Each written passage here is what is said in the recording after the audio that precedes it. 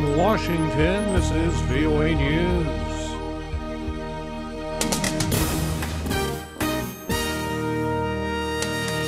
U.S. says no direct evidence Russia involved in Malaysian jetliner downing.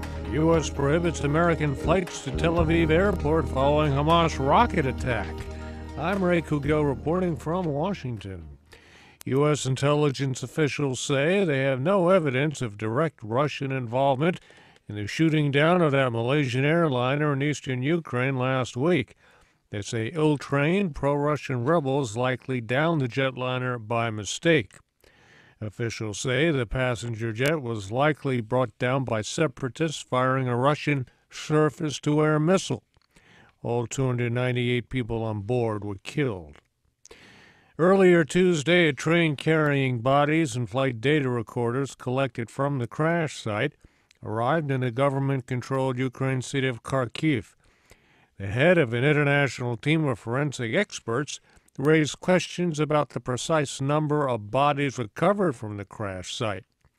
Pro-Russian rebels accused of hitting the plane say that 282 bodies and the parts of 16 others were aboard the train. But the Dutch forensic team later said the refrigerated rail cars contained only 200 bodies. UN Chief Ban Ki-moon is calling on the Israelis and Palestinians in Gaza to end their conflict.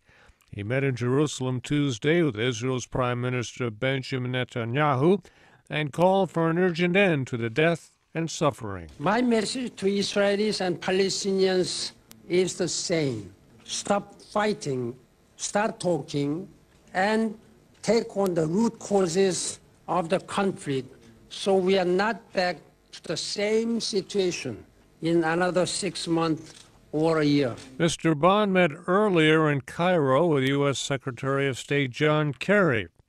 Mr. Kerry says Egypt is offering a framework for the international community to help end the fighting in Gaza and return to a 2012 ceasefire between Israel and Hamas. Hamas has a fundamental choice to make, and it is a choice that will have a profound impact for the people of Gaza. Secretary Kerry says a humanitarian crisis is growing worse by the day. The Obama administration announced $47 million in humanitarian assistance for Palestinians, including shelter, food, and medical supplies for Gaza. The U.S. Aviation Agency is prohibiting U.S. airlines from flying to Israel's international airport in Tel Aviv for 24 hours after a rocket fired by Hamas militants in Gaza landed nearby. U.S. spokesperson Marie Harf says the Federal Aviation Administration will give updated instructions to U.S. carriers no later than 24 hours. I would very much consider myself to be one of the people that thinks our protection of U.S. citizens abroad is one of our, if not our highest priority at the State Department. Obviously, we issue these travel warnings. There's a process for updating them and changing them, which is what we did here. And this is the timing that came out of that process. Several European airlines have canceled their flights as well. A suicide car bomber killed 23 people and wounded more than 40 others at a police checkpoint in a Shiite neighborhood in northern Baghdad. There's been no claim of responsibility. Jakarta Governor Joko Widodo was declared the official winner of Indonesia's presidential election. He won 53% of the vote. Nigerian President Goodluck Jonathan met with parents of some of the more than 200 schoolgirls kidnapped by Boko Haram militants in April. Presidential spokesman Reuben Abate said Tuesday's meeting in Mr. Jonathan's office was a frank discussion and that the president repeated his promise to find the girls. Mr. President's primary concern is one, to ensure the release of the girls, and also secondly, to defend the integrity of the Nigerian state.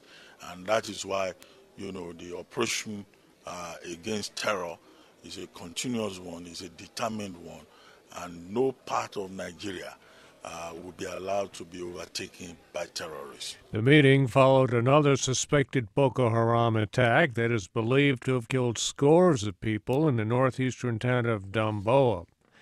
Peace talks between the government of the Central African Republic and rebels are suspended after the main rebel group failed to show up for the second day of the session.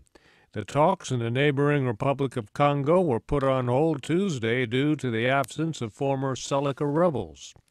President Obama saluted Tuesday what he calls American ingenuity and human achievement on the 45th anniversary of the first moon landing. Mr. Obama hosted Apollo 11 astronauts Buzz Aldrin and Michael Collins and the widow of Neil Armstrong, the first human to set foot on the lunar surface. He paid tribute to their bravery and called them role models who inspired generations of Americans.